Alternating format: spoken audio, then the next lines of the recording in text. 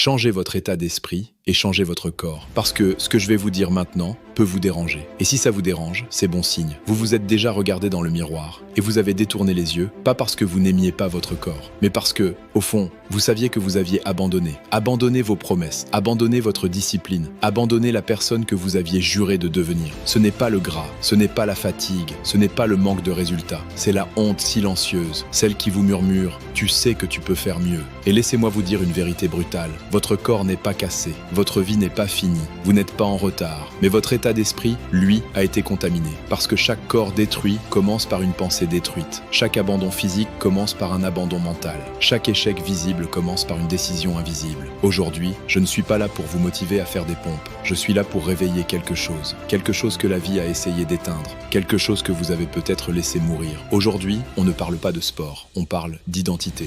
Ton corps obéit à ce que ton esprit croit. Votre corps ne fait pas ce que vous voulez, il fait ce que vous croyez possible. Regardez-vous, combien de fois vous avez commencé, combien de lundis pleins d'espoir, combien de promesses écrites dans la douleur, pour être abandonné dans le confort. Pourquoi? Parce que votre esprit disait « je vais essayer ». Mais votre subconscient répondait « tu abandonneras comme d'habitude ». Et le corps écoute toujours la voix la plus profonde. Votre corps est un miroir. Il reflète votre discipline. Il reflète votre honnêteté. Il reflète votre capacité à tenir parole. Surtout quand personne ne regarde. Ne me dites pas que vous manquez de temps. Ne me dites pas que vous manquez d'énergie. Ne me dites pas que vous manquez de motivation. Vous manquez de standards. Parce que quand quelque chose est non négociable, vous trouvez un moyen. Quand ce n'est qu'un souhait, vous trouvez une excuse. La douleur que tu fuis est la porte que tu dois franchir. Personne ne vous a menti, plus que votre propre confort. Il vous dit « repose-toi, demain, ce n'est pas si grave.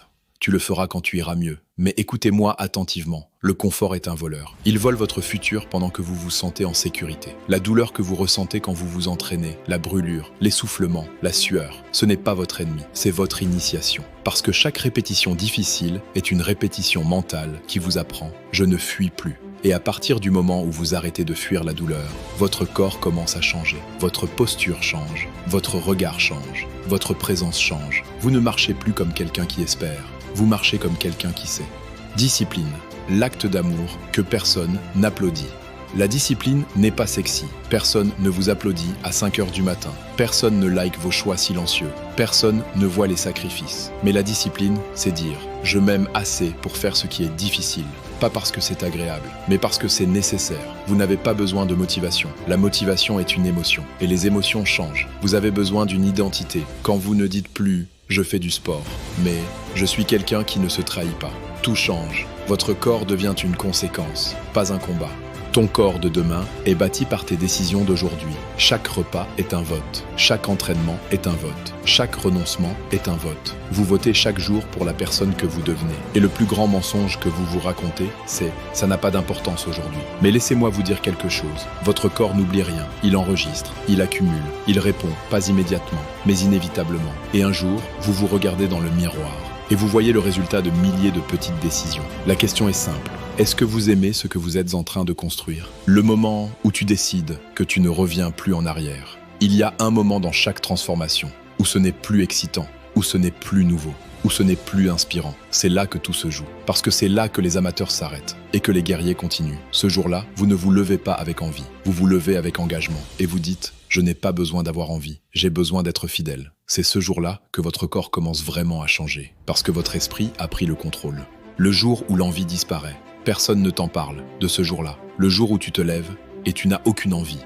Pas envie de t'entraîner, pas envie de manger correctement, pas envie de faire l'effort. Avant, tu étais porté par l'élan, par la nouveauté, par l'espoir. Mais ce jour-là, il n'y a plus rien. Juste toi et la décision. C'est là que la majorité abandonne. Parce qu'ils pensaient que la transformation serait toujours portée par la motivation. Mais la motivation est une invitée temporaire. Elle part toujours sans prévenir. Et quand elle part, il ne reste qu'une question. Qui es-tu quand personne ne te pousse? La voix qui te propose de t'arrêter, à ce moment-là, une voix apparaît. Elle ne crie pas, elle chuchote. Tu feras ça demain. Ce n'est pas grave pour une fois. Tu as déjà fait assez d'efforts. Repose-toi, tu l'as mérité. Cette voix n'est pas ton ennemi, c'est ton ancienne identité qui se bat pour survivre. parce que chaque changement réel implique une mort. La mort de la version confortable, la mort de la version qui abandonne, la mort de la version qui se cherche des excuses. Et cette version ne veut pas mourir facilement.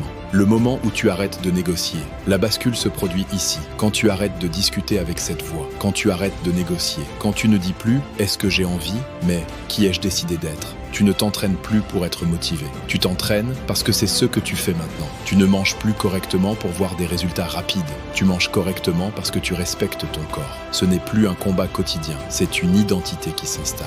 La discipline silencieuse qui change tout. À partir de là, quelque chose change profondément.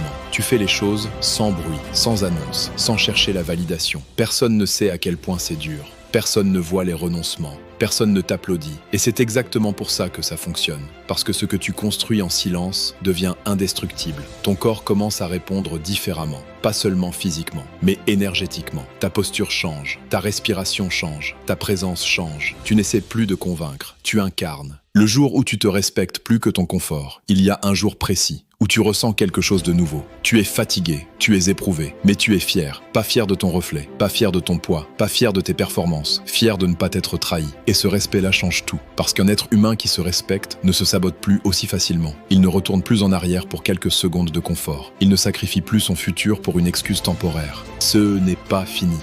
Ça commence maintenant. Regardez-moi. Vous n'êtes pas brisé, vous n'êtes pas faible, vous n'êtes pas en retard. Vous êtes en attente d'une décision. Une décision qui dit « Je ne négocie plus avec la version faible de moi-même. Je respecte trop mon potentiel pour vivre en dessous. Je deviens l'exemple que je cherchais. Changez votre état d'esprit et votre corps suivra. Pas parce que c'est facile, mais parce que vous êtes devenu quelqu'un qui n'abandonne plus. Si ce message vous a touché, s'il a réveillé quelque chose en vous, alors ne le laissez pas mourir ici. Likez, abonnez-vous, engagez-vous, parce que ce n'est pas fini tant que vous n'avez pas gagné. Et aujourd'hui, vous venez de commencer.